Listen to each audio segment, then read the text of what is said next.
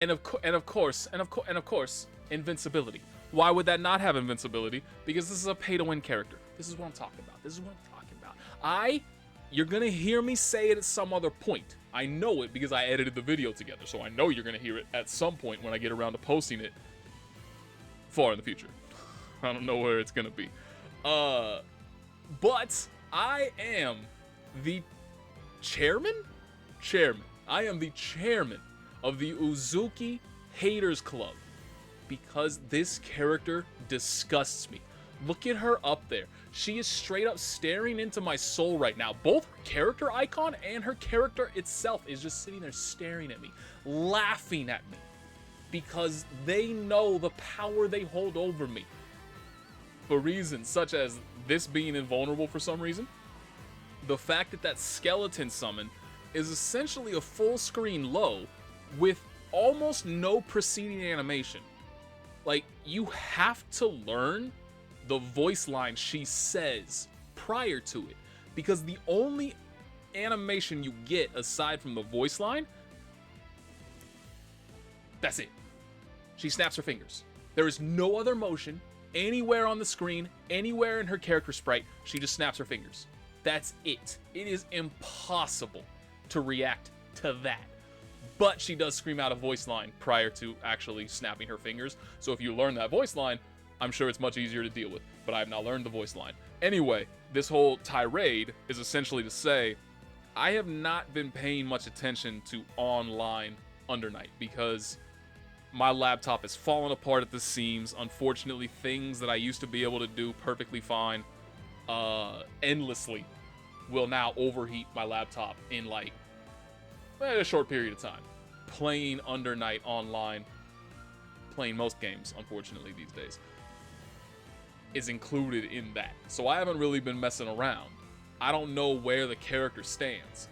All my interaction with Under Night recently has come through watching various tournaments, and unless I missed something huge, which I don't think I have, there haven't really been any significant Under Night tournaments recently. But the ones that I have watched, I have not seen a single Uzuki. And like I said, I think this character is a genuine problem. But again, I have not seen a single one. So I don't know if I am just completely alone in a room shouting. I'm tied up in a straitjacket, shouting at white walls that are padded about this character's being in my nightmares. I don't know if I'm completely alone in that, if I am just insane in regard to that, or if it is just the case, like I feel like this happens a lot, especially in anime games. You don't get a whole lot of character loyalists. Like if you look at Tekken especially, the top players are constantly switching characters in Tekken 8. I don't think this was really the case in Tekken 7. I mean, at least it wasn't as widespread as it seems to be in Tekken 8.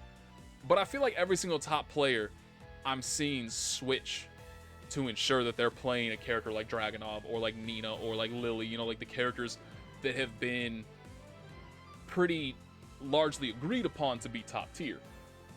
There are a lot more character loyalists who just, they pick their one character through thick and thin, they stick with them to the end.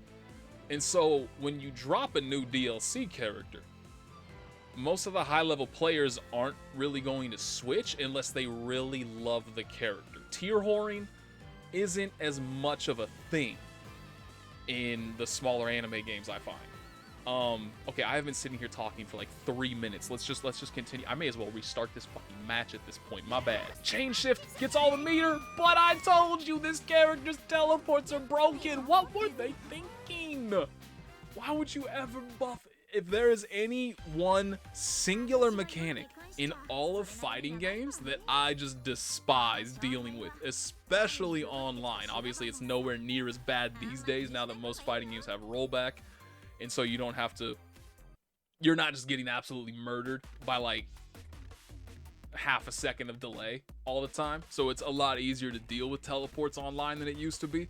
But still, like, teleports are just genuinely, like, not speaking from a system mechanics standpoint, not speak just from a singular move standpoint, I genuinely think that teleports are one of the least interesting mechanics to deal with in my opinion, because they are the kind that I think you either have to make them brutally strong, the way that I feel Yuzurihas are in this version of the game, or incredibly easy to deal with, provided you know the answer. So like, I remember back in MVC3, story time with Nate. Back in MVC3, if you did not follow me all the way back then, I played Dante. I played the worst Dante that has ever been seen in the history of this universe. I am ashamed that I ever tried to play that character, and that I never even tried to really improve with him to learn or get better. All I cared about was making my Wolverine godlike. I didn't care about nothing else. So my Dante stayed day one for like 3 or 4 weeks before I was finally like, yo, I gotta put this dude to bed and stop using him. And so that's when I switched to Akuma.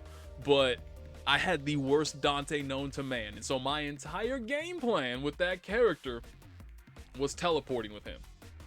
But if you ever teleported as Dante with anybody that was any good whatsoever, instant jump up, air throw, punish every single time. The easiest teleport in the game to deal with. Obviously, you can always cover it behind assists, but I was not playing characters that had full screen assists, so that was not a possibility for me. So I was just doing raw Dante teleports all day like an absolute scrub. But the thing is, MVC3's online, as anybody who experienced it knows, was absolute garbage. And so I got away with that constantly. And then I would go to an offline tournament and play people who took the game seriously, and I would teleport and they would murder me instantly. Just no sweat involved, no effort involved. You're a fucking moron for ever daring to teleport on me. Those are like the only real two possibilities of a teleport mechanic in a fighting game. And so I hate it because it's either so overpowered that it's almost impossible to deal with. I never found an answer for teleports with ENKIDU. I even went into training mode and tried it out to see if, like, so when they're doing the sword slash to put you in block stun, then teleporting, and then using a move afterwards. I thought for sure, thanks to, the time it takes to actually teleport, I would be able to recover in time and maybe poke out of it. Could not find a single poke that ever won the interaction. I just wound up getting counter hit every single time. Okay, well surely I can pop out a counter during this. Now, number one, the issue there is that counter requires a motion. She doesn't have to cross you up every single time. So she may pop up on the same side, and now instead of doing counter, you do Rekka, and you die. So that's problem number one. Problem number two is that it just didn't work. Unless you use the super version, which again, that's a hell of a gamble because she can just hold her button. She doesn't have to press a button. So she could just wait to see what you would do. You pop the super counter and she goes, nice, thank you for the free counter hit. Anyway, I've already rambled enough about Uzuki. I don't want to sit here and ramble about teleports for the next 25 minutes, even though I could. I can't believe, like, this is not an online only thing. This is not something that's like, now number one, obviously these players are top ranked in the game. You see 1.8 million rip, 2 million rip, almost 2.1 million rip, and they are S+1.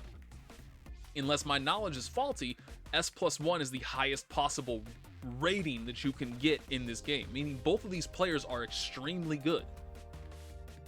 The Kaguya had no answer whatsoever to Yuzuriha's teleports.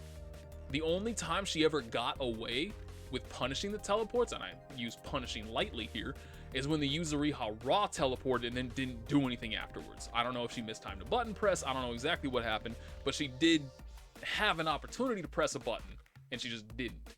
And so then the Kaguya pressed a button, got a punish. I've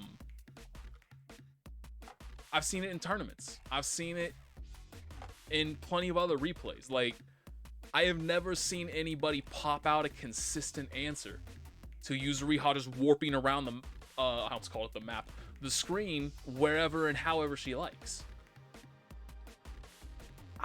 Yeah. Okay, sorry.